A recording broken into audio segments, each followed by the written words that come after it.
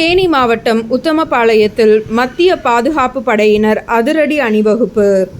தமிழகத்தில் தேர்தல் தேதி அறிவிக்கப்பட்டு தேர்தல் நடத்தை விதிகள் அமலுக்கு வந்துள்ள நிலையில் தேனி மாவட்டம் உத்தமபாளையத்தில் பாதுகாப்பு ஏற்பாடுகள் தீவிரப்படுத்தப்பட்டுள்ளன.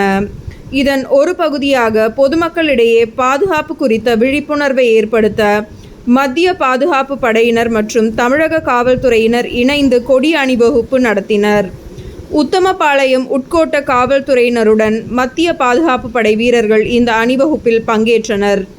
நகரின் முக்கிய வீதிகள் மற்றும் மக்கள் நடமாட்டம் அதிகம் உள்ள பகுதிகள் வழியாக இந்த அணிவகுப்பு நடைபெற்றது.